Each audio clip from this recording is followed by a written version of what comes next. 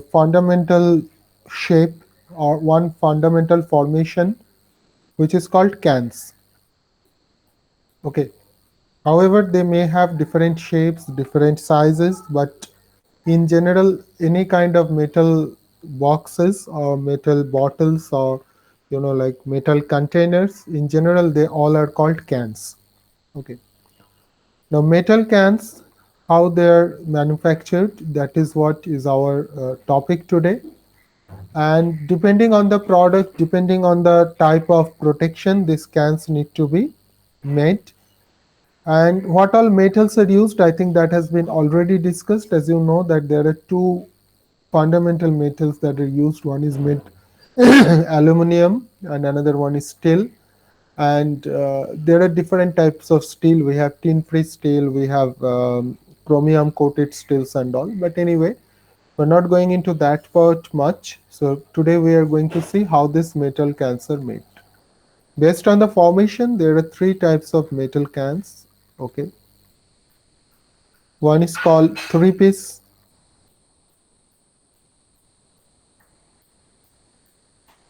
metal cans, and one is called DRD metal cans, and another one is called DWI metal cans.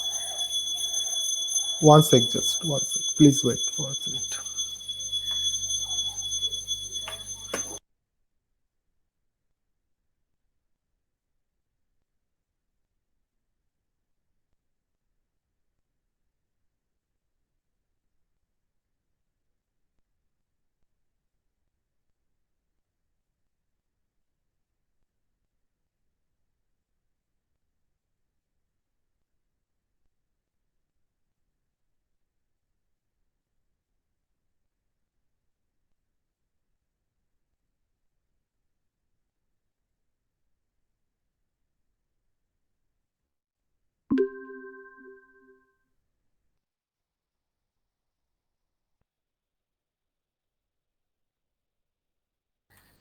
Okay, so DRD stands for, basically it's the expanded form is, it is called drawn,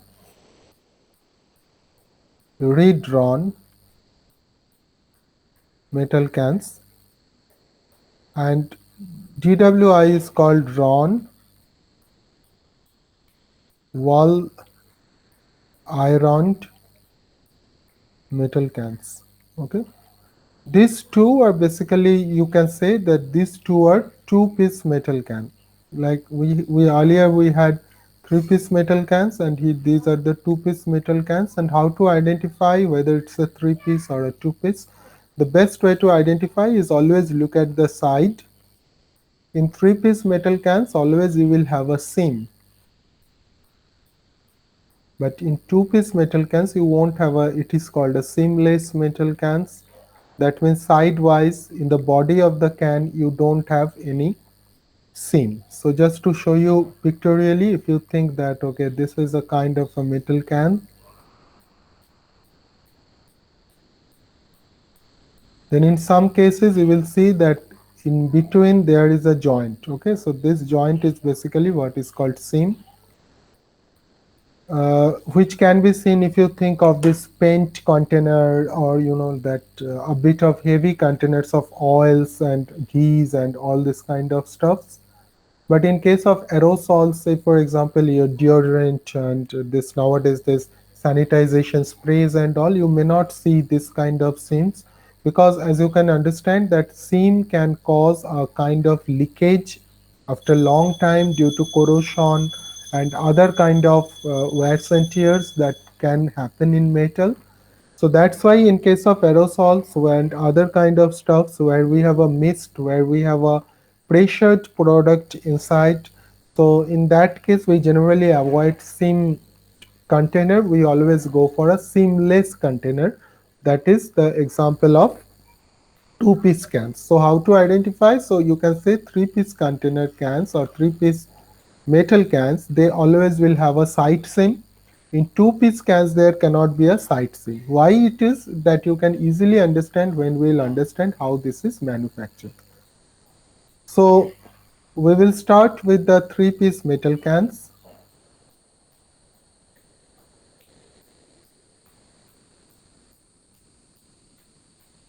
and we'll see how it is done.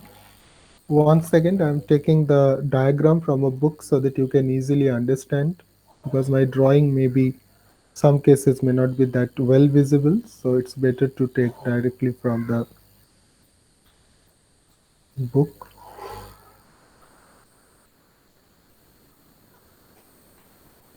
Can you see this picture? Okay, one sec, let me just make it a bit bigger so that you can understand properly.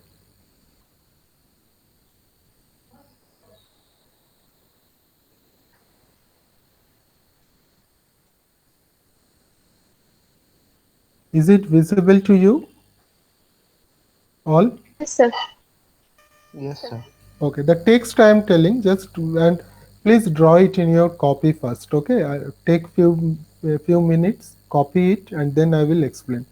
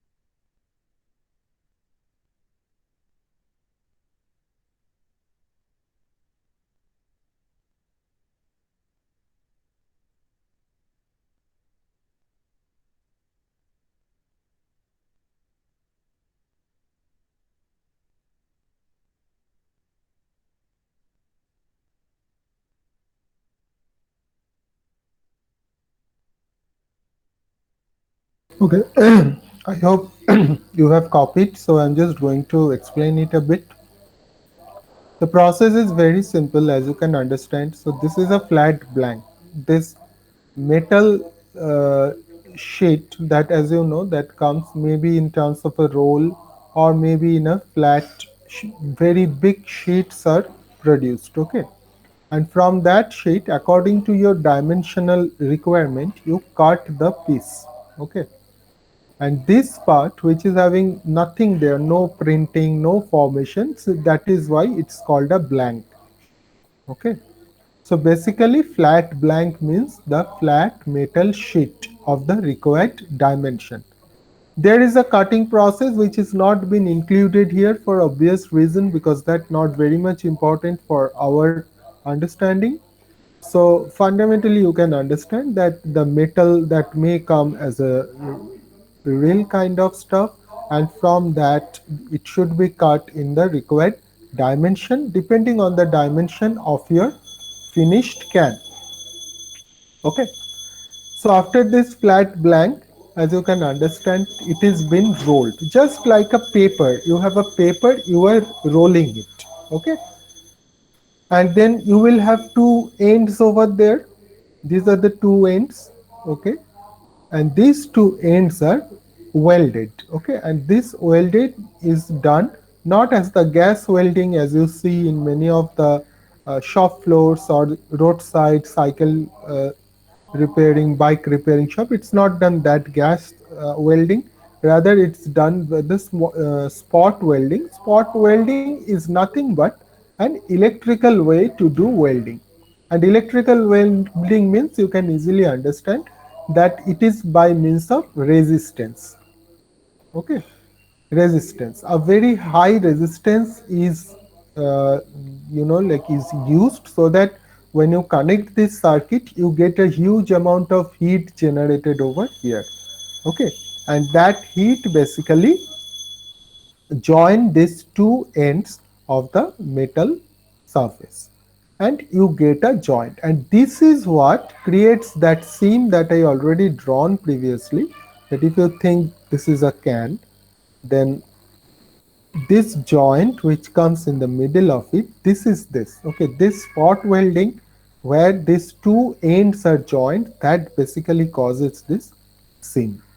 And again I am saying, we will afterwards we'll see there are different types of these seams. Okay. There are fin seaming, there is overlap seaming, different type of seamings are there, that we will discuss afterwards. For the time being you can easily understand that there are two joints, and they are welded by means of this spot welding. Okay. Not by gas welding. And then this after welding basically you get this shape, but this is only the body. Okay. So that you have to understand. So we have made only one piece out of this three-piece can, that is the body of the can. So currently after this what you have, basically you have made a cylinder. Okay. So after this thing, what you have made, you have basically made the cylinder, nothing else. Okay. So basically you have made this.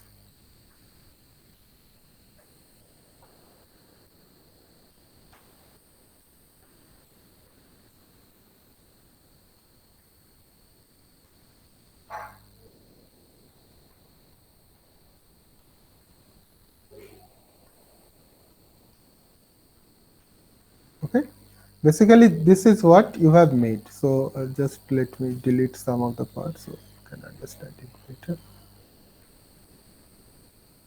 This is what you have made actually. Okay. So this is the one part, and obviously you are having a seam over here because of that joining thing. So this is one part, but as you can understand that this cannot be of any use until and unless you have closing, or you have closures for these two ends. Now whenever this thing is done, there are two ends you can see. So this is basically called the body of the can. So this is manufacturing of the body of the can. And one more limitation is, since we are using an welding process, we generally cannot use aluminum sheets over here because aluminum cannot be welded. Okay. So we have two more ends over here. So this is one end and this is another end. So generally this is the bottom end and this is the top end. So you can understand that whoever is manufacturing the can, suppose I am going to sell coconut oil, it does not mean that I am going to manufacture these cans. One second.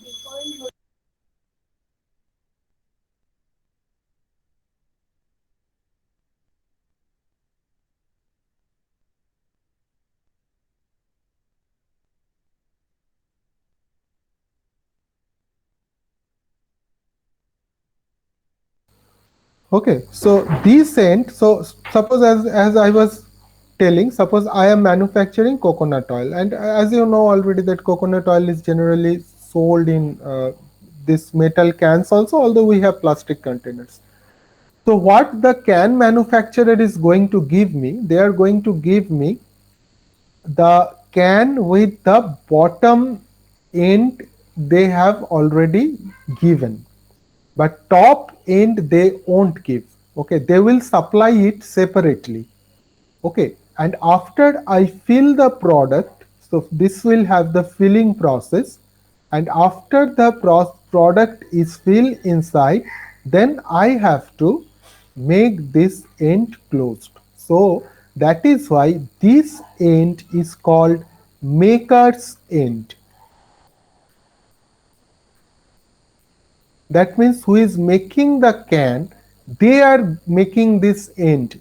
Okay, and they are fixing it with the body, and this end which I am doing as a manufacturer, this is called the canner's end.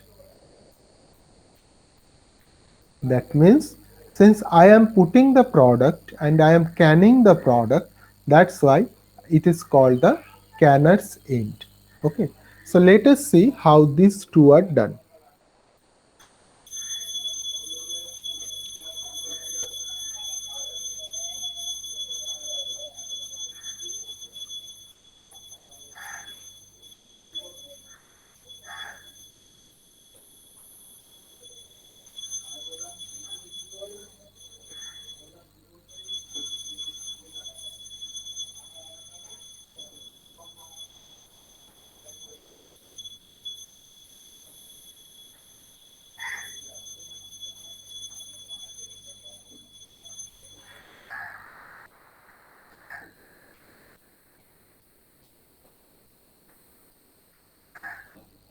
Yeah.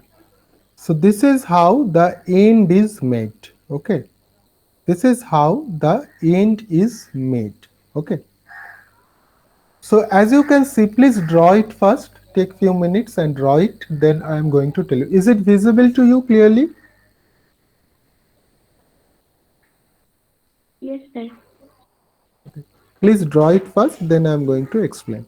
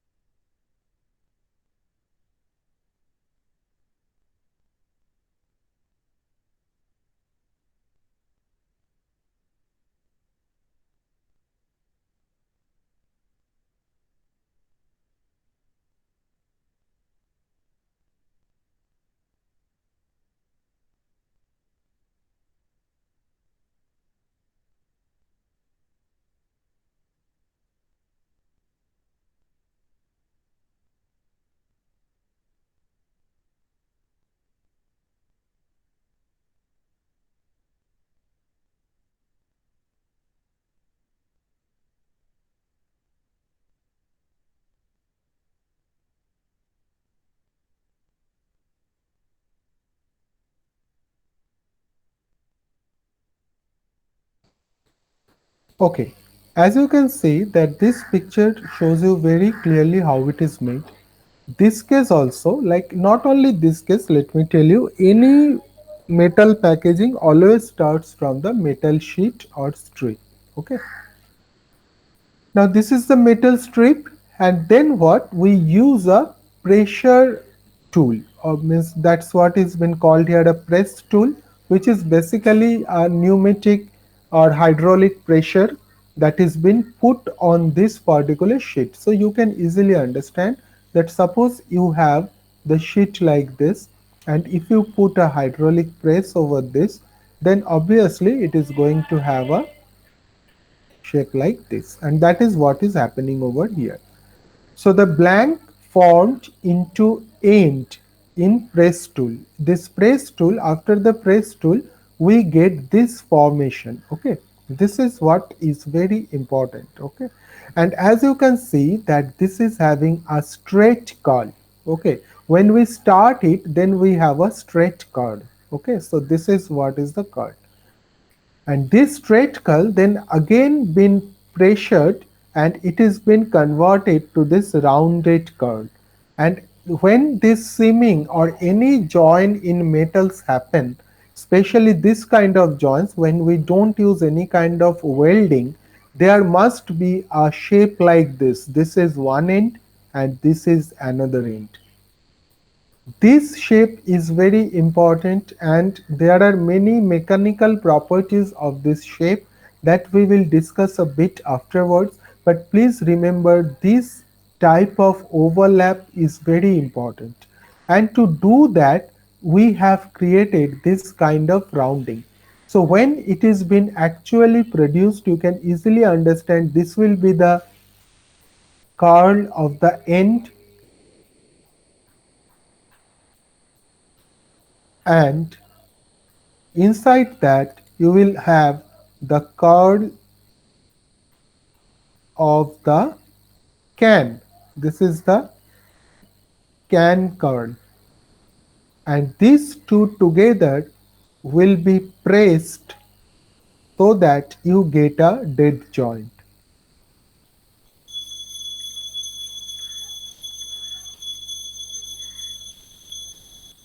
Okay, so this is the finished curl after rounding and curled in compound lining. Yeah, many of the cases what happens that to strengthen it we can have some multiple layers in this end. Okay, so that you will see generally in this end, if you see any kind of this metal cans, you will see that it is a bit thickened. It is not a very thin type of formation, because this joint is very important, because otherwise when the thing is coming inside and this joint get loosened, either the product will come out from it, there will be a leakage, or maybe your entire can down will come out.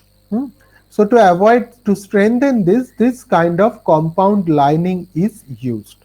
And you can also see that this is a bit important thing for observation, that depending on the product you have to make the end. When you have a product like a beverages, you can see the soft drinks and all this kind of cases, you can see that it is having a hill like this.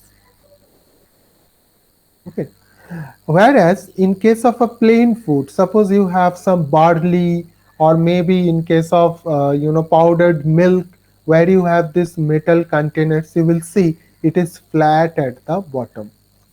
Okay, so depending on the product, it is basically for the stability thing. Okay, since you have liquid inside, or you may have aerosols inside, so to give a better stability, we always prefer to have this kind of hill in case of beverages. But when it is flat, you don't need that kind of stability issues, because the product itself does not have that much flowability. So that is why in those cases, and product is also a bit heavy, so in that case we can use a plain food end. That means you have a flat over here, this is the center panel, but here the center panel in case of beverage, you can see that it is been, there is a heel in bottle thing we already discussed. This portion is called a hill or insweep. This is also called in sweep. Okay. So this is there, and the simming panels and countersinks are same. Okay. Countersink is the place where the, like, if I see the can, then the can will have this kind of end. So this part where the can body actually meets with the end, that is called the countersink. Okay. So this is how the end is made.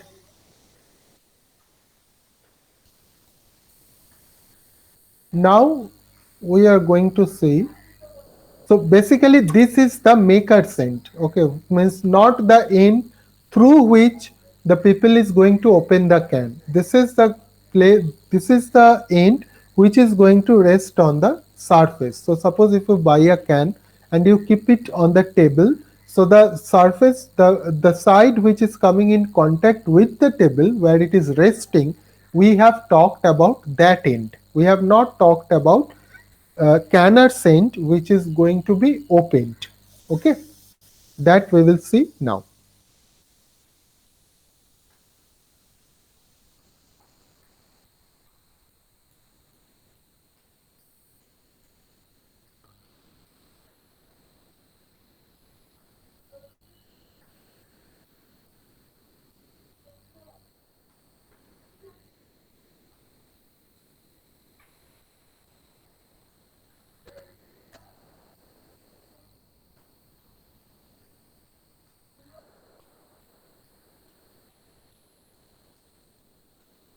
Yeah, so this is the canner scent. As you can see that this is to which you are, many of you are very much familiar with this kind of thing. So this is the canner scent. Okay, so earlier one was the maker scent. That means if I quickly draw over here that this is a can, this is a three-piece can. So the first that we talked was this part. The previous that we talked was this part, and now we are going to talk about this top close-up part. So please draw this first few minutes, then I'm going to discuss it.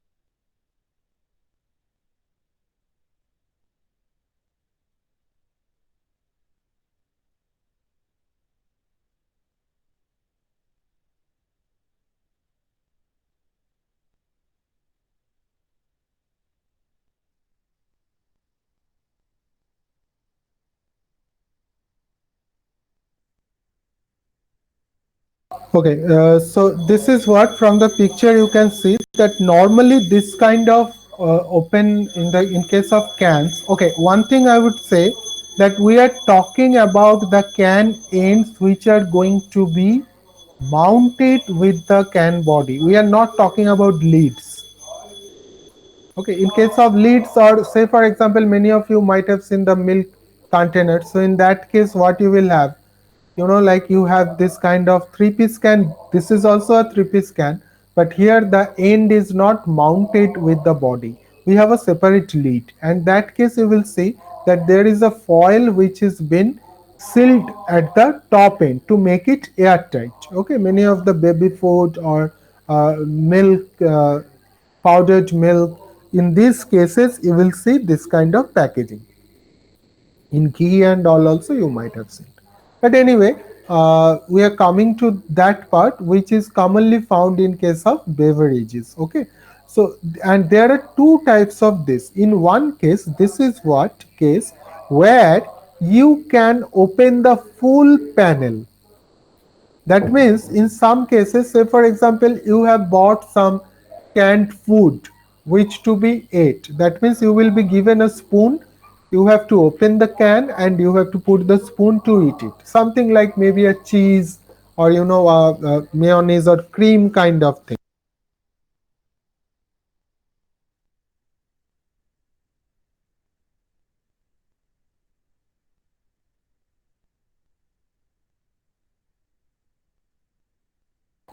So in that case, we will have that full opening. So you have to pull it, and then you have to, if you keep on pulling, you will see that this entire metal thing is coming out. Okay. But in case of beverages, you will see that if you press it, then what is going to happen? Only this much gets open. Okay, it actually goes inside, and this much gets opened. Okay, but the formation is same. Only thing, the this part is having a separate cut, so that when you press it, everything remains same. Only this part gets open. The gray color in both the diagram tells that which part is opened when you press it. How it is made, you are having the same kind of metal strip which makes this plain end shell, and then in the middle of it we create a rivot pin. Okay, so basically it is done by a pinning thing. Say for example, this is the thing. So you are having a press kind of stuff which is just going inside and coming out. So obviously you are going to get this kind of elevation which is called a rivet pin. Okay, and this rivet pin, after it is been put over here, this tab, this is called the tab. Okay, this part is called the stay on tab. This kind of formation is called stay on tab.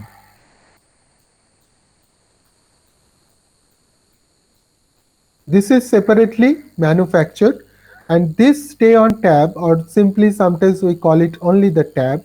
So this has been fixed on this rivot pin.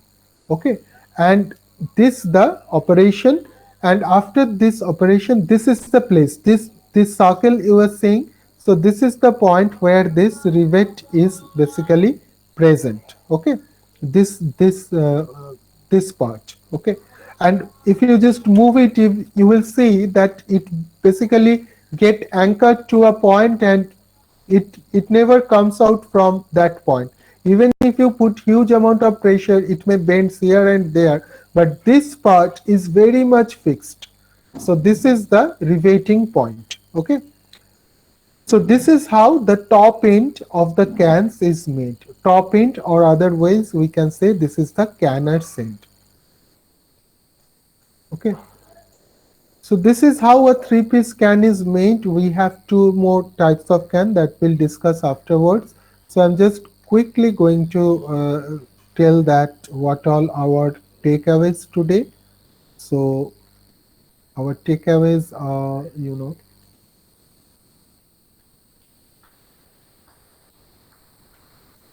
so we got introduced to can making, then types of cans, and we also got introduced to three-piece can manufacturing process.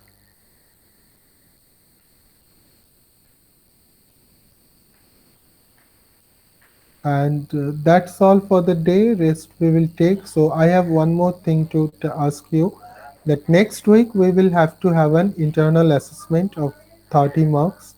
So next Thursday you will have that. Okay. So the question paper will be sent in the group, in the WhatsApp group, and you will get 1 hour to write and another 2 hours to send it to me. So total 3 hours it will be. And be trustful in this case, and write whatever you could write that in your own language. So next Thursday, that is falling, I believe, which date it is falling? I think it is coming 25th. So 25th 11/21, you will have the internal assessment. It will be out of 30 marks, and your writing time will be 1 hour,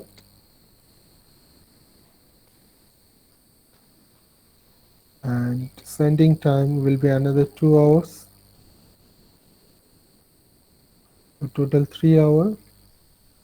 And it should be like handwritten answer script,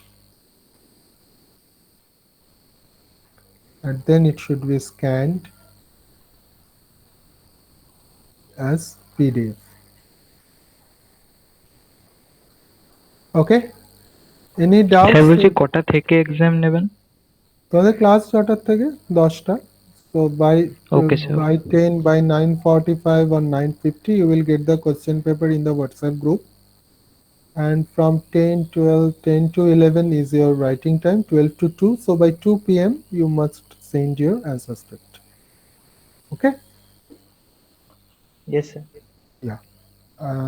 If you have any doubts in today's topic and this about anything you want to know about this internal assessment, you can ask me. Sir, syllabus? Whatever you've been taught, that is the syllabus. Now the question is, you, the lateral entry students, you might not have got the initial classes, right? So uh, I will do the if I send the this thing recordings, uh, then can you manage it? Or Yes, sir, we can. no, you take time, you take time and you tell me by this week. You tell me. Preferably by tomorrow, you will get all the recordings whichever you have not got. And I think um, who is that? Nishant is there. Yes, sir. So Nishant can forward you all the recordings also. Nishant, can you do that for me, please? Because Yes, sir. we have to go to college now, so there are so many things happening. So if you can please do it, I think Nishant will send you all the recordings that happened before you joined. And I think you will understand there is not very big rocket science kind of stuff, so you can easily understand that. But then also, if you find any difficulties, you can tell me. I will take your test separately. Okay. But I think it won't be the case. Okay. Okay. If you have any other doubts, please ask me. Sir, how many class tests we have, sir? We are not calling it class test right now. We are calling it as an internal assessment. And if you follow the previous year's thing, for the second year onwards, we took one class test. So this time also I am taking one, and then if in university have some other instructions, then I will have another one. Maximum And it can be two.